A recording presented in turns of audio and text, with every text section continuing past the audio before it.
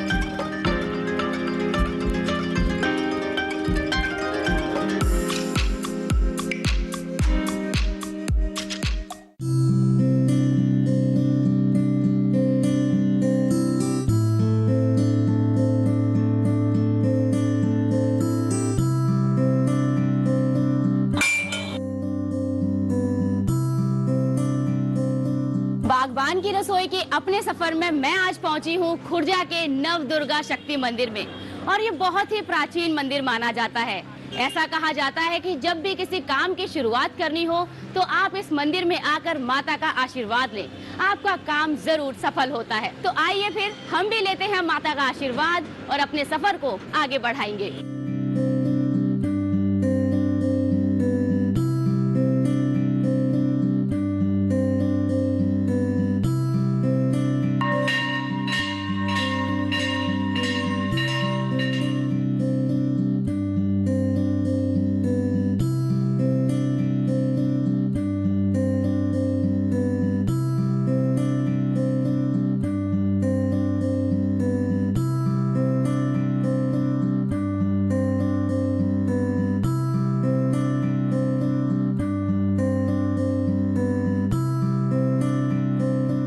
पंडित जी, इस मंदिर की मान्यता के बारे में कुछ बताइए। श्री नवदुर्गा शक्ति मंदिर एक प्राचीन मंदिर है।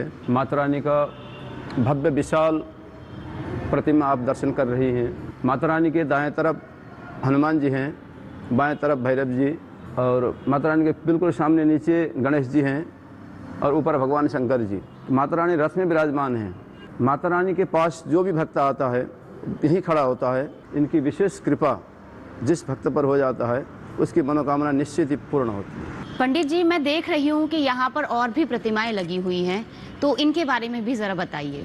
जी, इनके बारे में माता रानी का 9 देवियों का एक रूप है ये। प्रथम शैलपुत्री च, द्वितीय ब्रह्मचारिणी, तृतीय चंद्रघंटेति, कुष्मांडेति, चतुर्थकम पंचमम स्कंदमातेति, षष्ठम कात्यायनीति च, सप्तमम कालरात्रीति, महागौरीति चाष्टमम, नवमम सिद्धिधात्री च, नवदुर्गा प्रकृतिता। इस तरह 9 देवियों का रूप है। प्रथम देवी शैलपुत्री, उनका वाहन बैल, इनको नंदी बोला जाता है संस्कृत भाषा में।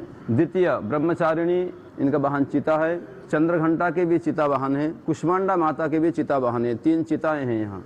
स्कंद माता शेर में विराजमान होती हैं। कात्यायनी माता शेर में विराजमान होती हैं। कालरात्रि माता की गधा, गर्धभ बोला जाता है संस्कृत में, गर्धभ हैं। अष्टम माता महागौरी, उनकी नंदी वाहन है। 2 नंदी हैं, 2 शेर हैं, 3 चिताएं हैं। इस तरह 8 वाहन 8 माताओं की हो गए। और सिद्धिधात्री माता कमल के आसन पर विराजमान है। मंदिर की स्थापना कैसे की गई? ये मंदिर की स्थापना हमारे मंदिर के भूतपूर्व सचिव स्वर्गीय डॉक्टर मोहनलाल जी को स्वप्ने में माता रानी ने इस रूप में दर्शन दी। इस रूप में अब किस तरह यहाँ स्थापित किया जाए, क्योंकि इस रूप में कहीं भी आपको दर्शन मिलेगा नहीं। उन्होंने पेपरों में निकाला, मूर्तिकारों को सूचना भेजी, जगह जगह से उनके पास मूर्तियाँ बन के आई। फिर उन्होंने लखनऊ में सुनील प्रजापति नाम के मूर्तिकार हैं, उनकी मूर्ति को स्वीकार किया और सुनील प्रजापति के द्वारा माँ का प्रतिमा, भव्य प्रतिमा का निर्माण हुआ। तो ये सारी प्रतिमाएं जो हैं वो किस धातु की बनी हैं? ये सारी प्रतिमाएं अष्टधातु से बनी हुई है। 54 अष्टधातु की माता रानी की प्रतिमा है। हमारे किसान फसलों की कटाई करते हैं, तो उन फसलों की जो पहली कटाई होती है उसका कुछ अंश भगवान के चरणों में चढ़ाते हैं। तो क्या इस मंदिर में भी किसान भाई अपने जो फसलों के अंश है वो देते हैं? अवश्य देते हैं। जो अनाज है उसका माता रानी के रसोई में भोग बनता है, और उसी से भोग लगता है। पंडित जी, आपने इस मंदिर के बारे में हमें बताया और इस मंदिर की मान्यता के बारे में बताया, इसके लिए आपका बहुत बहुत धन्यवाद जी। मुझे पूरा भरोसा है कि मेरे साथ आपने भी नवदुर्गा मंदिर के दर्शन किए होंगे और माता रानी का आशीर्वाद लिया होगा। बागबान की रसोई के अपने इस सफर को चलिए आगे बढ़ाते हैं और अब चलते हैं उस जगह पर जहां मटर की खेती की जा रही है। आइए मेरे साथ।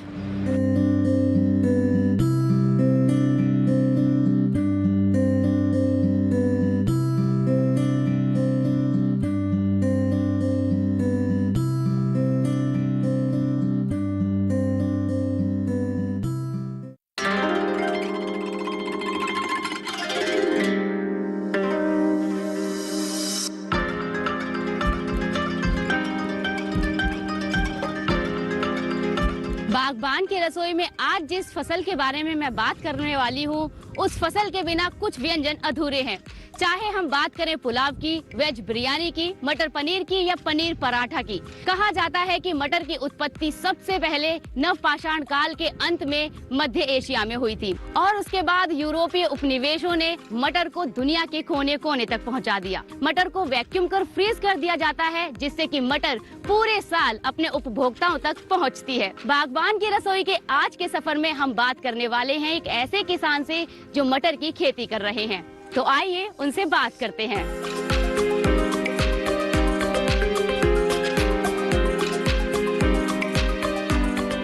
अमित जी, अभी आप इस समय मटर की लगभग कितने एरिया में खेती कर रहे हैं? अभी जो आप यहाँ खड़े हैं मौजूदा फील्ड पर, ये 2 बीघा है हमारा।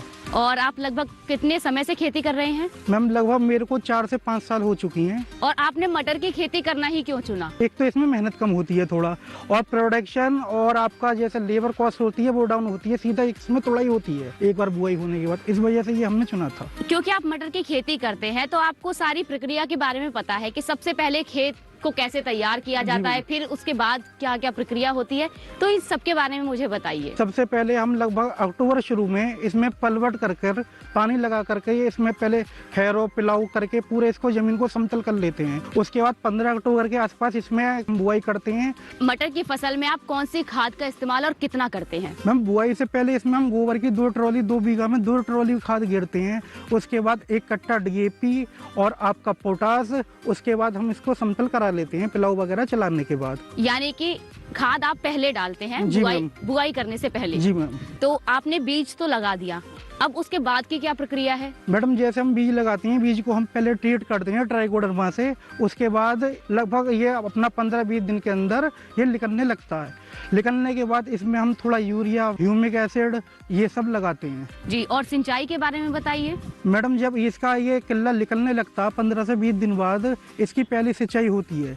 उसके बाद हम इसमें NPK वगैरह 052-34 और 0050 जब इसमें ये इसका फलियां बननी शुरू हो जाती हैं, उसकी चमक और मोटाई के लिए हम पोटास का इस्तेमाल करते हैं। आप मटर की जैविक खेती करते हैं या रासायनिक खेती? मैडम ये फिलहाल ये रासायनिक है, लेकिन हम धीरे धीरे उस पर जैविक पर हम जा रहे हैं। तो जैविक खेती पर जाने का कोई खास कारण, कोई खास वजह? मैडम एक तो इसमें जो पेस्टिसाइड और वो इसमें खाद वगैरह लगती हैं, जैविक में उतना नहीं आता है, कॉस्ट नहीं आती है, और जैविक में कुछ थोड़ा लंबे समय चलती है। जैविक होता है उसका खाने में और उसका स्वाद थोड़ा अलग होता है इसके मुकाबले। यानी कि हमारे किसान भाई यदि मटर की खेती करना चाहे तो उन्हें जैविक खेती ही करनी चाहिए। धीरे धीरे लोगों को जैविक पे आना ही पड़ेगा। अमित जी, अभी आपने जैविक खेती की बात की, तो जैविक और रासायनिक खेती अगर हम मटर की करें तो उसमें उत्पादन में कितना फर्क आएगा और प्लस उसकी जो अवधि है उसमें कितना फर्क होगा? किसान केमिकल से जैविक पे जाना चाहता है तो उस शुरू में तो उसका प्रोडक्शन कम होगा, लेकिन उसके 2 या 3 साल बाद लगातार अगर वो गोबर की खाद गिरता है या कोई भी अपना जैविक कंपोनेंट गिरते हैं तो उसकी उर्वरक क्षमता बढ़ती है। 2-3 साल के अंदर फिर प्रोडक्शन जैविक में आना शुरू हो जाता है। अच्छा अमित जी, ये बताइए कि जब आप इस फसल की कटाई कर लेते हैं, इन फलियों को तोड़ लेते हैं, मटर की फलियों को, तो उसके बाद आप क्या करते हैं और इनका भंडारण कैसे करते हैं? हमारे पास मैम जब इनकी हम तोड़ाई की शुरुआत करते हैं, ये हमारे पास पॉलीथीन या कट्टे में पास की मंडियों में या दिल्ली ये उस तरीके से उसमें भर के गाड़ियों में जाती हैं। ये जो मटर की खेती है जैविक और रासायनिक दोनों ही तरीकों से की जाती है, तो इन दोनों में लागत कितनी लगती है और जो हमारा किसान है वो लगभग कितना मुनाफा कमा लेता है? अगर मैडम केमिकल की बात करें, इसमें 18 से 22 हज़ार रुपये पर एकड़ का खर्चा आ जाता है। वहीं उसके मुनाफे की बात करें तो लगभग 1,10,000 रुपये के आसपास इस बार का रेट 20 रुपये 25 रुपये के बीच में रहा है, अगर हम केमिकल की बात करते हैं। वहीं अगर हम जिसमें जैविक की बात करते हैं तो लगभग इसमें 10 से लेके 12-14 हज़ार रुपये तक का पर एकड़ के हिसाब से खर्चा आता है। वहीं इसका समय बढ़ जाता है जैविक में इसका प्रोडक्शन देने का, तो लगभग 1,20,000 रुपये के करीब इसमें जैविक का 1 एकड़ में मुनाफा इस बार हुआ है। अमित जी, ताज़ी मटर और जो मार्केट में आजकल फ्रोजन मटर मिल रही है, इसमें क्या फर्क रहता है? मैम आपको जैसा कि पता ही है, ताज़ी ही होता है और फ्रोजन ही होता है। जो स्वाद और जायका इसमें ताज़ी में मिलता है वो फ्रोजन में कभी भी नहीं मिल सकता, कहीं भी नहीं मिल सकता। अमित जी, आपने हमें इतनी सारी जानकारी दी मटर के बारे में और अपना समय दिया, उसके लिए आपका बहुत बहुत शुक्रिया। जी शुक्रिया। किसान मटर को सीधा तोड़कर बाजार में नहीं बेचते, पहले उसकी ग्रेडिंग की जाती है। मटर को साफ करके ग्रेडिंग के अनुसार उनको अलग किया जाता है ताकि किसान को उसकी अच्छी कीमत मिल सके। मुझे पूरा भरोसा है कि बागबान की रसोई का ये सुहाना सफर आपको पसंद आ रहा होगा और जो जानकारी हम आप तक पहुंचा रहे हैं वो भी आपको कहीं ना कहीं जरूर लाभान्वित करेंगी। फिलहाल वक्त है एक छोटे से ब्रेक का, मिलते हैं ब्रेक के बाद।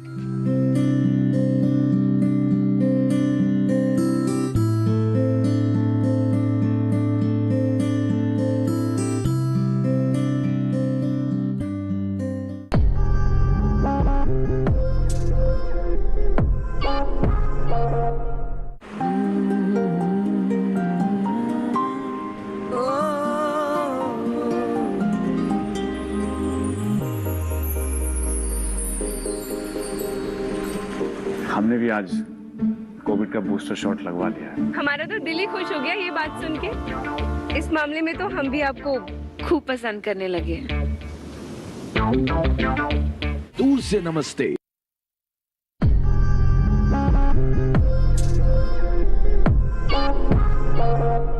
ब्रेक के बाद बागबान की रसोई में आपका फिर से स्वागत है। आइए अपने सुहाने सफर को आगे बढ़ाते हैं। मटर की खेती में बीज अंकुरण के लिए औसत 22 डिग्री सेल्सियस तापमान की जरूरत होती है। वहीं अच्छे विकास के लिए 10 से 18 डिग्री सेल्सियस तापमान अच्छा माना जाता है। मटर की खेती विभिन्न प्रकार की मृदाओं में की जा सकती है। मटर की खेती के लिए भूमि को अच्छी तरह से तैयार करना भी जरूरी है। मटर एक फूल धारण करने वाला द्विबीजपत्री पौधा है। इसकी जड़ में गांठें मिलती हैं। इसके फूल पूर्ण एवं तितली के आकार के होते हैं। इसकी फली लंबी, चपटी एवं अनेक बीजों वाली होती है। मटर की खेती की सिंचाई के लिए ड्रिप इरिगेशन यानी बूंद बूंद सिंचाई पद्धति का इस्तेमाल करना चाहिए। इससे पानी की बचत तो होगी ही, साथ ही उत्पादन भी अच्छा होगा।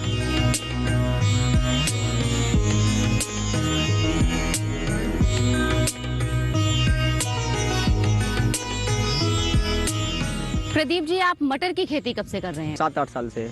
अगर हमारे किसान भाई मटर की खेती करना चाहें तो उन्हें शुरुआत से लेकर मटर की तुड़ाई तक कौन कौन सी सावधानियां बरतनी चाहिए, उनके बारे में बताइए। सावधानी मैम ये इसमें शुरू में खरपतवार होती है, उसे निकलवा के और एक इसमें फंगस की स्प्रे मार दो और थोड़ा सा ये जानवरों वगैरह से बचानी पड़ती है। तो जानवरों से आप कैसे बचाते हैं? जानवरों से तो ये खेत के आसपास तारबंदी वगैरह करते हैं। गाँव में मटर से क्या क्या बनाया जाता है? गाँव में मैम मटर से आलू मटर है, मटर पनीर है, मटर के पराठे हैं, बहुत सारी चीजें बनाई जाती हैं। तो आज आप हमें क्या बना के खिलाने वाले हैं? आज मटर की छोलियाँ बना के खिलाएंगे। आपने मटर के बारे में इतनी सारी जानकारी दी है और मुझे अपने घर इनवाइट किया है, तो उसके लिए आपका बहुत बहुत शुक्रिया। Most welcome ma'am.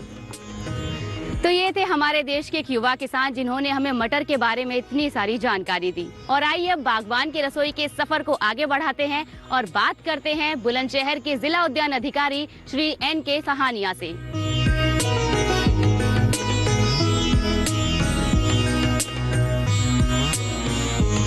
सर, बागबान की रसोई में आपका स्वागत है। धन्यवाद। सर, हमारे किसान भाई जो मटर की खेती करते हैं वो इसके उत्पादन को और किस तरीके से बढ़ा सकते हैं? इसमें जैसे हमारी पुरानी परंपरागत जो वैरायटी हैं जो चल रही हैं, यदि उनके स्थान पर हम जो नवीनतम वैरायटी हमारी जो इंट्रोड्यूस हुई है, पहली जो वैरायटी थी जैसे हमारा अर्किल थी, आजाद P1 थी, आजाद P3 थी, इसके मुकाबले पे G10 जैसा हाइब्रिड वैरायटी चल रही है। तो यदि हम कंपैरिजन करें तो लगभग 10 से 15 क्विंटल का अंतर प्रति हेक्टेयर का आता है। जैसे हमारा अर्किल का हमारा 90 से 100 क्विंटल का प्रति हेक्टेयर है। अगर अच्छी पैकेज एंड प्रैक्टिसेस की जाए तो लगभग जो है 150 क्विंटल तक भी हमारा किसान जो है इसका सब्जी उत्पादक ये G10 वैरायटी का, नई वैरायटी का इसका उत्पादन ले सकता है। तो इससे वो अपने उत्पादन को भी बढ़ा सकता है और इसकी मार्केट में एक अच्छी कीमत भी प्राप्त कर सकता है। और यहीं अगर हम बात करें इसमें लगने वाले रोगों की, तो उसके बारे में आप क्या कहेंगे? जनरली जो सामान्यतः जो मटर का है, मटर में पाउडरी मिल्ड्यू जिसे चूर्णी फफूंदी रोग कहते हैं, और इसके कंट्रोल करने के लिए जैविक से भी हम इसको कंट्रोल कर सकते हैं और इसको आपकी जितनी भी मार्केट में रासायनिक दवाएं आ रही हैं उससे भी कर सकते हैं। ज़्यादा डाइनोकैप है, बावास्टीन या कार्बनडाजिम से भी इसको कर सकते हैं। और कई बार इनमें आप देखेंगे तो सफ़ेद धारी सी नज़र आती है, तो इसमें एक चूसक, एक कीड़ा लग जाता है। इससे भी कई बार मटर की जो उत्पादन है वो प्रभावित होता है हमारा। तो इसे दूर करने के लिए हमारे किसानों को क्या करना चाहिए? इसमें अगर हम जैविक में करें तो हम नीम का तेल का प्रयोग कर सकते हैं, और नहीं तो कोई भी इंसेक्टिसाइड जनरली अब जो है इमिडाक्लोरोपिड का लोग ज़्यादा प्रयोग कर रहे हैं। सर, मटर की खेती करने के लिए क्या सरकार की तरफ से कोई योजनाएं हैं? बीज उत्पादन कार्यक्रम इसमें हमारा किसान भाई कर सकता है। जैसे आलू का बीज उत्पादन कार्यक्रम है, इसी प्रकार से मटर का भी बीज उत्पादन कार्यक्रम करता है, जिसको सरकार जो है 50% तक का अनुदान किसान को देती है। तो ये अनुदान राशि जो है ये कब दी जाती है? जब किसान जो है इसकी सारी जब किसान बुआई कर लेगा, बुआई करने के बाद इसकी सारी उत्पादन कर लेगा, फिर जब इसकी मटर का बीज तैयार हो जाएगा और ग्रेडिंग, पैकिंग और फिर सर्टिफिकेशन, सीड सर्टिफिकेशन इसका हो जाएगा। बीज प्रमाणीकरण के बाद बीज प्रमाणीकरण संस्था जब उसको सर्टिफिकेट जारी कर देगी और उसके उत्पादन को प्रमाणित कर देगी, उसके बाद जब वो हमें बिल वाउचर या कोई अपना जो देता है, बीजक देता है, तो उसके बाद उसके डायरेक्ट बेनिफिट जो ट्रांसफ़र है डीबीटी के माध्यम से उस किसान के अकाउंट में उसकी सब्सिडी को भेज दिया जाता है। सर, आप यहाँ तक आए, आपने हमें मटर के बारे में इतनी सारी जानकारी दी, योजनाओं के बारे में बताया, उसके लिए आपका धन्यवाद। धन्यवाद। ये थे हमारे साथ बुलंदशहर के जिला उद्यान अधिकारी श्री NK सहानिया जी, जिन्होंने हमें सरकारी योजनाओं के बारे में और मटर की खेती के बारे में ढेर सारी जानकारी दी। और मुझे पूरा भरोसा है कि हमारे किसान भाई इन जानकारी से जरूर लाभ उठाएंगे। फिलहाल वक्त है एक छोटे से ब्रेक का, मिलते हैं ब्रेक के बाद।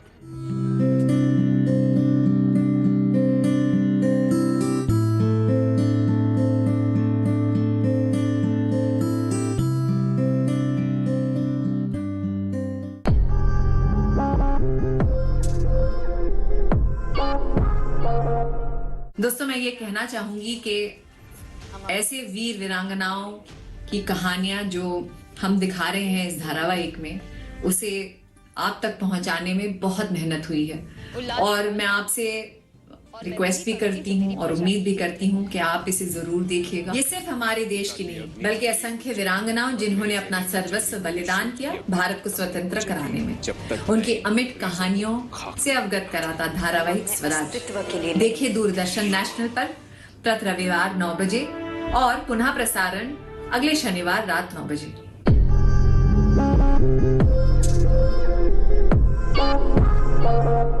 ब्रेक के बाद बागबान की रसोई में आपका फिर से स्वागत है। आइए अपने सुहाने सफर को आगे बढ़ाते हैं। पौधों पर उगी ये मटर ये बता रही है कि किसानों ने इन खेतों में कितनी मेहनत की है। खेतों से निकली हुई मटर बाजार में जाने के लिए तैयार है, यानी अब ये मटर हमारे घरों तक पहुंचेगी। हमारे खाने का स्वाद तो बढ़ाएगी ही, साथ ही किसानों की आमदनी भी बढ़ाएगी। अब आप गांव में आए हैं और गांव में आने के बाद आप बुग्गी पर नहीं बैठे तो फिर क्या बैठे, है ना? जब सामने हो लहलहाते खेत और आपके साथ हो मटर की इतनी सारी फलियां, तो भाई बुग्गी पे बैठना बनता भी है। मैं पहुंच रही हूं अब उस जगह पर जहां पर हम ऑफ कोर्स अपना पकवान बनाने वाले हैं। चलिए आप भी मेरे साथ।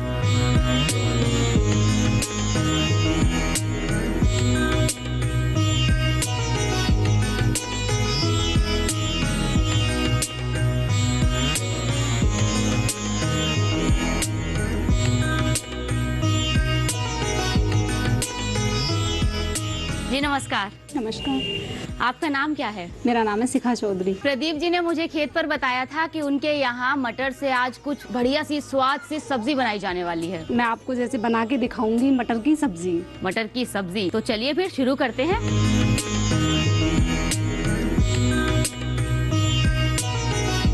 शिखा जी, अब हम क्या करेंगे, क्योंकि चूल्हा तो हमारा जल गया है। अब हम इस पर कढ़ाई रखेंगे। अब हम इसमें तेल डालेंगे सबसे पहले। तेल, तो ये लीजिए तेल।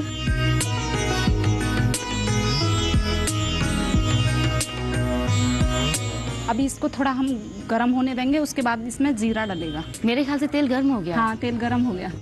देखो ये मैंने जीरा डाला है। जीरे के बाद अब हम प्याज डालेंगे। ये देखो जीरा अच्छे से भुन चुका है। ये मैंने अब प्याज डाली है इसमें।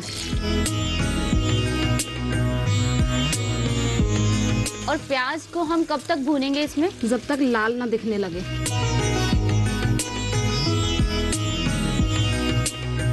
अब हम इसमें टमाटर डालेंगे। टमाटर के साथ मिर्ची भी कटी हुई है। देखो इसको अच्छे से तब तक भुन ना जाए तब तक ऐसे ही रखेंगे। फिर इसमें मैं नमक डालूंगी, हल्दी डालूंगी, थोड़ा इसको भुना सा कर लूँ। तो ये टमाटर हमें गलाने हैं इसमें या ऐसे ही रहने देने हैं? नहीं, गलाना है हल्का सा। अच्छा, आपको मटर की और कौन कौन सी सब्जी या कौन से पकवान पसंद है? मटर की कचौड़ी भी बनती है। तो वो कैसे बनाई जाती है, कुछ थोड़ा एकदम संक्षेप में बताइए। मटर की कचौड़ी को जैसे हमने मटर छोड़ लिया, उसको फिर हमने मिक्सी से हल्का सा ग्रेवी कर लिया, जैसे मटर प्याज को करते हैं, हल्का सा उसको आटे के साथ मलने के साथ फिर उसको ऐसे पूड़ी बनाते हैं जैसे कि नॉर्मल में बनाते हैं। तो मतलब आटे को बेलकर उसके अंदर वही मसाला भरते हैं और उसके बाद उसे कचौरी, जैसे हम बनाते हैं आलू की कचौरी, भर देते हैं, बिल्कुल वैसे बनाते हैं।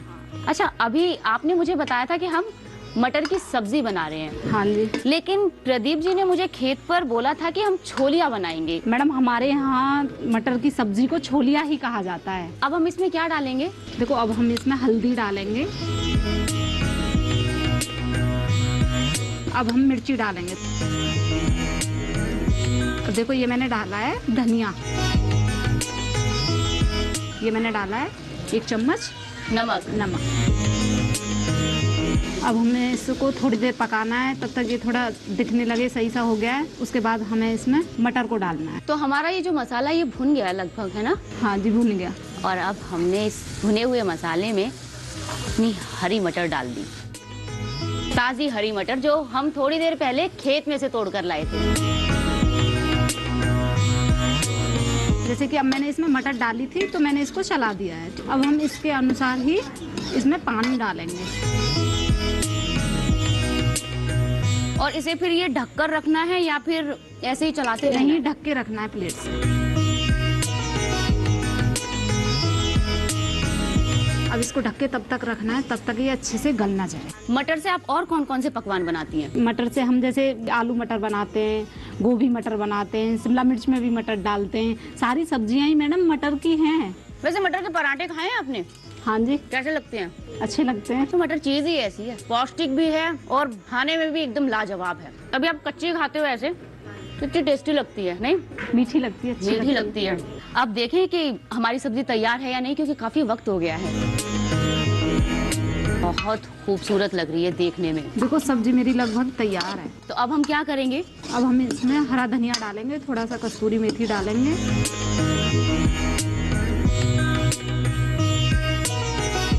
ये सब्जी के रंग में ना 4 चांद लगा दिए इन दोनों चीजों ने। सब्जी लगभग तैयार है, तैयार हो गई है। अब मैं तुम्हें कटोरी में करके दूंगी, आप चख के बताना कि सब्जी कैसी बनी है।